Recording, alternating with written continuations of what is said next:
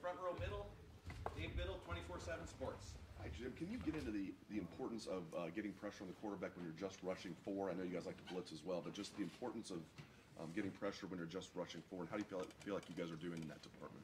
I think we've been doing quite well. I mean, last game wasn't a passing game, but season long, I feel like the majority of our pressures have been for man rush, and we're doing a good job disguising coverages, and to me that's what it's all about. I mean, that's when you're really playing well, is when you can get the sacks and the pressures without bringing extra people. Fourth row left, Jacob Bench, the Lantern. Yeah, hey Jim, we were talking with Ryan just a few minutes ago, just about making improvements these next two games because of the big game here at the end of the month against Michigan. Just playing Indiana, playing against Maryland. How important is it maybe tune up or apply the concepts you want come that game November 26th? Everything, and I just keep reiterating it to the team or anyone who wants to listen, everything is about habits, that become a lifestyle.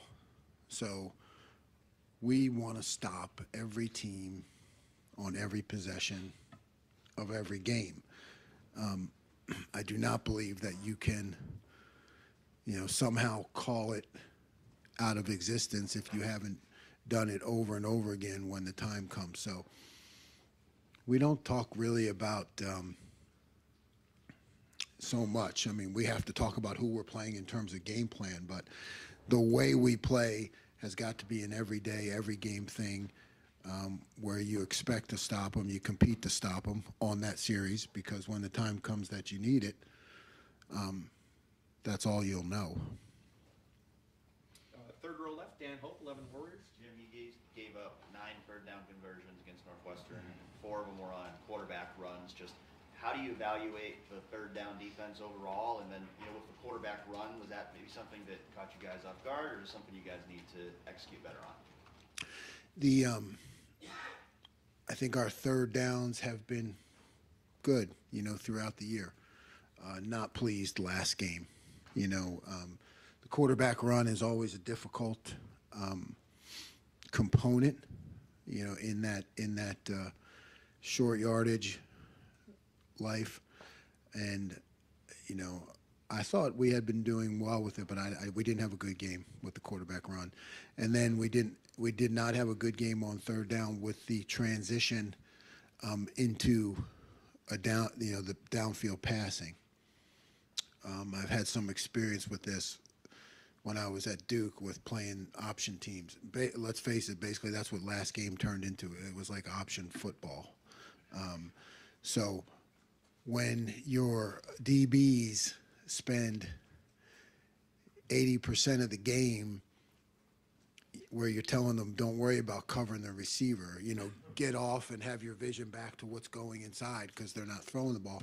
And then all of a sudden, okay, now this is 3rd and 8. They got to throw the ball, and you need to tighten up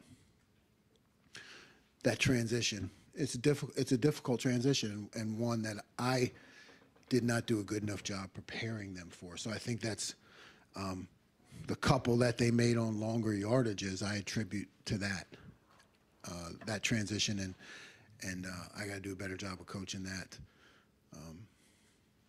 Best thing about it is we were 4 for 4 on 4th down, which is like 4 turnovers. And in that kind of game, that's what wins you the game. But we certainly need to do a lot better on 3rd down. The second row left, Nathan Baird, Cleveland.com. Maybe kind of an extension of that, but because this game was, from a circumstances standpoint, was so bizarre, how different was what you guys saw from Northwestern compared to what you were planning to see?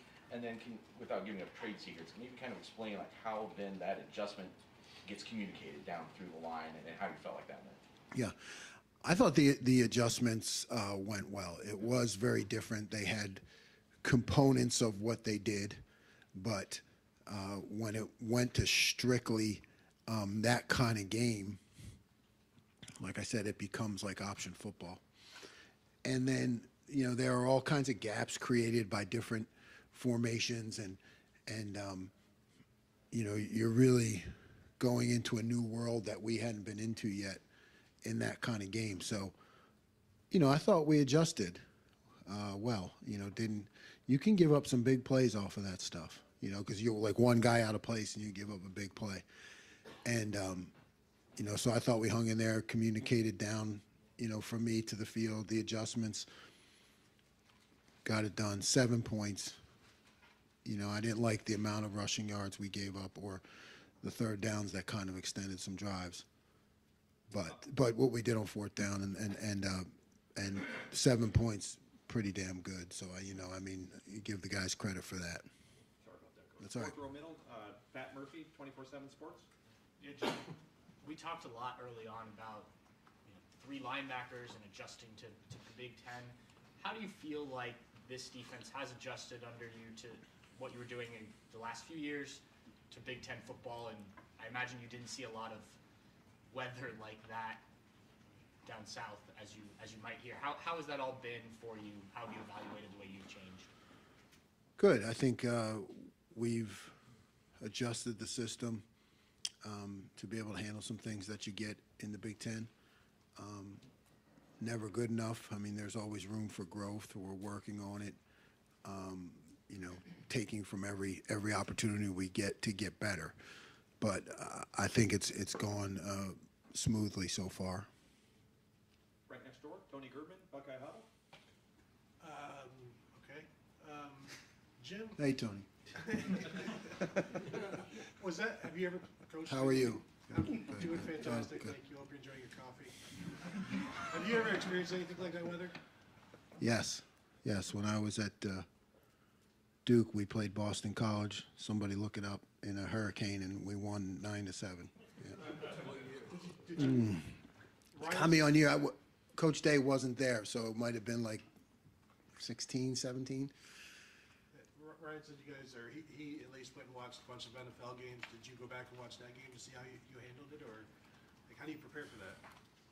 No, I didn't go back and watch it. I know what to do. You can't really prepare for it. You just got to hunker down and fight. There's just, and really, you got to do what you need to do to win the game. That's the bottom line to me. Coach Day has done that well, obviously before me, and continues to do it. But and I think now we're working well together. That's the situation. You got to do what you got to do to win the game. Forget about everything else. I don't like the rushing stats. I don't like the third downs. But we gave up 7 points and we won the game. So you know what I mean? I gotta remember that myself. 2015, by the way. 15. Okay. All right. 15. Sorry about that, Tony. There you go. Back row, Jeremy Birmingham, Rivals. Jim, I know personnel decisions as far as switching out guys or in different positions aren't necessarily what you're focused on, but in a game like that you knew was going to be sort of turning into an option football game, it seemed like you'd want to have the more physical corners out there. Jordan Hancock didn't play. Jair Brown got in a lot earlier than I think people expected. Was Jordan just not ready to go, or was it a situation where you just felt like he wasn't going to? Yeah, the elements, right? And by the way, Jair did a good job, right? He really sat on some routes when they did start throwing the ball at the end and did a really nice job. Knocked one away, I know. Yeah, Jordan, you got to be careful. The field's a mess. This guy's fighting his way and competing his way off of a significant injury. So you don't want to put him in, unless you have to, really put him in that situation where he might re-injure it. Fourth row right, Cameron Teague Robinson, The Athletic. Jim, kind of obvious, off something you said earlier about third downs. When a team like Northwestern, it's big when I think maybe nearly a quarter and a half left going a pass. How do you prepare kids for that when they don't throw and then it's 3rd and 8? It's not something. You can't just flip a switch and be like, okay, let's go. How do you prepare them for that? Yeah, really you only prepare them through experience, and it's just a matter of like, I don't know, the sheep recognizing the voice of the shepherd, right? It's like, okay, when I call this certain thing now, I'm asking you to change your mindset. You know what I mean? The call, not calling the same call. I don't believe in that. Oh, I call this call and I call it again, but it's 3rd and 8 here. This time it's 1st and 10 and they're running the ball, but you're using the same call and you're expecting the young man to make the change in his mind. Oh, situation's different. I make different calls. So now I just, it's just experience, just getting to say, okay, I made this call because I really want you to focus on they're going to throw the ball, and for them to be able to click over like that into that based on the call, that's on me. I just got to do a better job of preparing them for that, but we get to learn through experience, which is good. Right next door, Spencer Holbrook, Letterman Row. Jim, I think we talked to you at the end of the spring. You said that you guys were ahead of schedule. And we talked to you again in training camp, ahead of schedule. September, ahead of schedule. How do you feel second week of November with the big challenge coming at the end of the year about where you guys are right now? Yeah. I mean, I'd still say we're ahead of schedule. I mean, we have not, like I've told you before, we've practiced a lot of things that we haven't used. But it's so hard to say because at the Ohio State, the expectations are so high, right? So, I mean, what really is ahead of schedule? I would say for anywhere else in a first-year defense, you'd say you're way ahead of schedule. For Ohio State, you're just saying, we're doing our job. That's what I would say. Yeah, so we're on schedule because we're doing what we're supposed to do. You can't. This is what we're supposed to do as a defense at Ohio State. So we're on schedule. Seems like the step from being where you guys were in March to now to get to the number 6 defense in the country took a lot of work. How much more work does it take to go from number 6 to number 1 now that you've went from number whatever you were last year to number 6? Same work. I think maybe maybe the average fan doesn't understand, like, oh, okay, did I joke before? Like, okay, let me call that defense that gets a turnover. Okay, what defense was that again that produces a turnover? Or it's really the same work, the same habits. Maybe it's kind of boring, but it's like the same habits, the same ideals, the same sayings back and forth between me and the players, and you're just trying to get better every day, and don't talk about how far you've come or how much farther we have to go. None of that. Let's just get better today. Second row right, Bill Landis, Rivals. Jim, when you're playing an offense that will throw 6-7 offensive linemen, a couple 300-pound tight ends, and create all those different gaps, how do you determine when you're going to stay in your base and try to defend that way, or bring on those bigger packages like we saw with 4 linebackers? Yeah, most of the time you'll go to the bigger packages. You try to mix in staying in the base people because you have more options out of the base, right? So you're trying to figure out, okay, are they really just going to keep doing the same stuff, or do they have something else out of it? So you mix in base every now and then to make them feel like they don't have you lined up. That you might do something different. That they just can't say, oh, okay, they're doing this, we're doing this, they're doing that. So you mix it up. Right next door, Doug Lesmerises, Cleveland.com.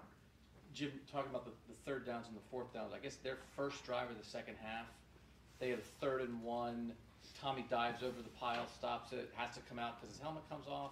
4th and 1, you guys stop. It looked like Tehran was really strong at the point of attack up the middle. Just what did you think of the execution to get that stop at that point in the game, and just how are you up in the box emotionally reacting when your defense gets a stop like that?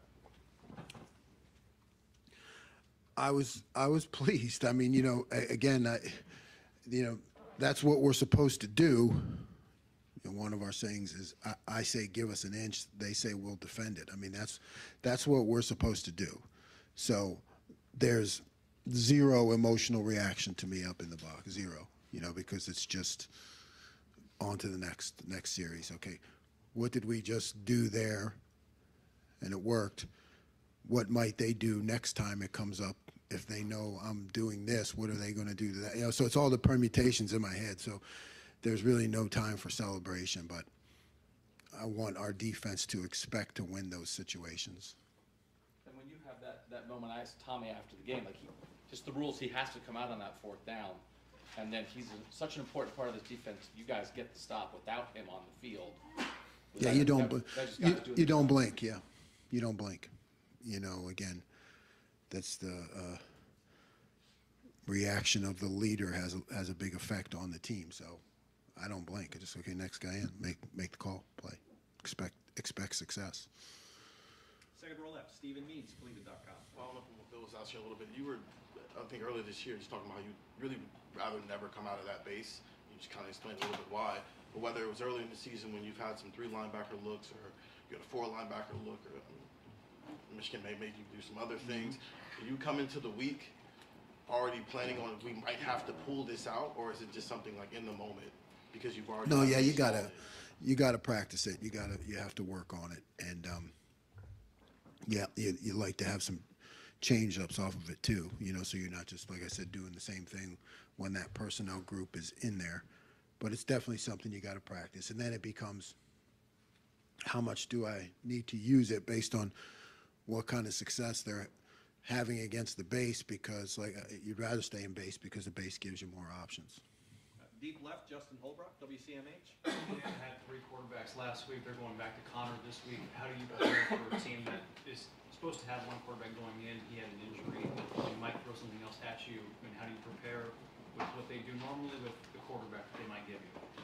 You know, they're pretty similar, and one guy may run around a little bit more, but I think your preparation is the same, unless there's really a drastic change in what they do from one quarterback to the next.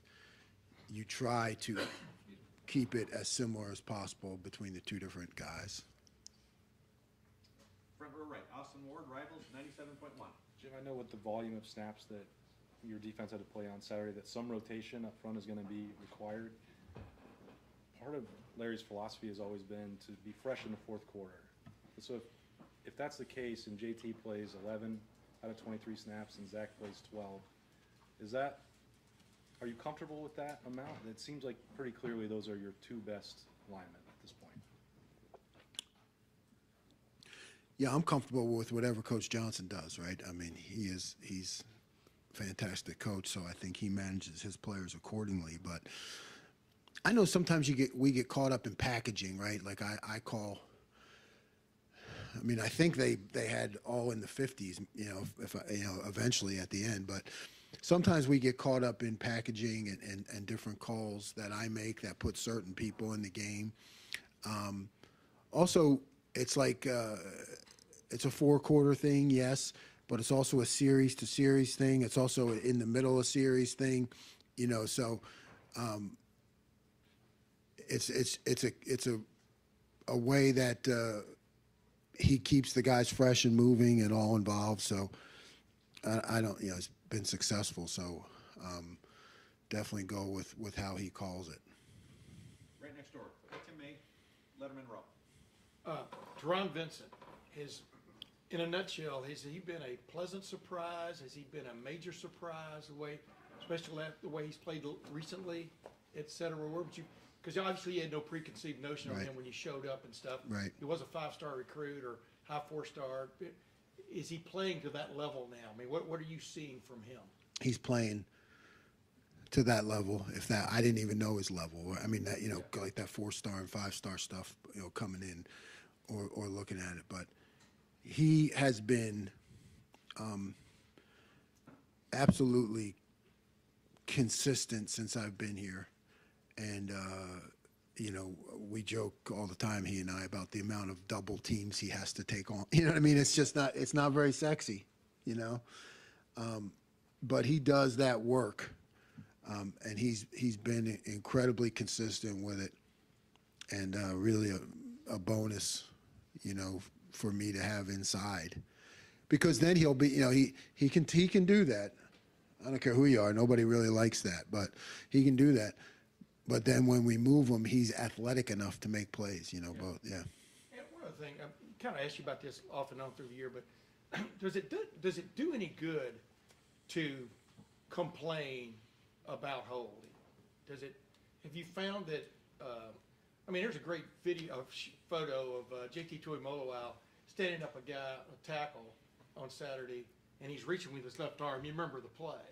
But clearly the right tackle's got his jersey and pulling down. I mean, JT seems to have had to run a gauntlet, maybe others don't this year, just to make plays. But have you found, does it do any good to complain to higher ups about that kind of situation? No, does no good to complain, and I stopped complaining a long time ago, probably in my early 30s. You know, really, yeah, you got to fight. You got to fight through it. You know, and it's JT. I think gets it more because he's so athletic, and you know, linemen get out of control. You could probably call it on him every other play. You know, guys that are blocking him, but unfortunately, it's part of the game. But you know, it's an offensive world, so you know, defensive guys kind of hobble along, fighting against the rules and uphill the whole way, uphill both ways, like my dad said when he went to school. Yeah, in bad weather, uphill both ways, and they're holding you and double teaming you, high-lowing you. But no, don't complain. Don't use it as an excuse. Don't talk about it with the players. You know. Now, when they get one, I celebrate it. You know, hey, you drew a holding call. You know, everybody, you know, and that's good. But otherwise, we don't talk about it. It becomes part of the game, and you got to fight through it. Got time for two more questions. Front row, Joey Kaufman, Columbus Dispatch. Jim, to revisit the quarterback runs at Northwestern, defending those plays, is there any commonality to what you faced earlier in the year with Toledo and trying to defend a quarterback who can move, and what goes into maybe? Yeah, I think there's commonalities. Yeah, you know, there's anytime you face the quarterback run, there's definitely commonalities and things that you can learn from it. And it's everywhere in football, and now even in the NFL, you know, they see it. So, yeah, there are principles. There are things you can learn. There are things you can point out, and the mistakes that you made, and why you made them, and how we need to do it better, and other, you know. And then there are certain plays where I can point out to the players and say, look, we have this call. I should have made that call. You know what I mean? When you know, this one is, you know, not great against quarterback run. This one is much better. I should have made the other call. You know, I can take responsibility for that too. How would you assess your comfort level with defending a mobile quarterback at this stage of the season? Yeah, I mean, good. You know, I mean, I think we have, at least I should say, we have all the right tools in place.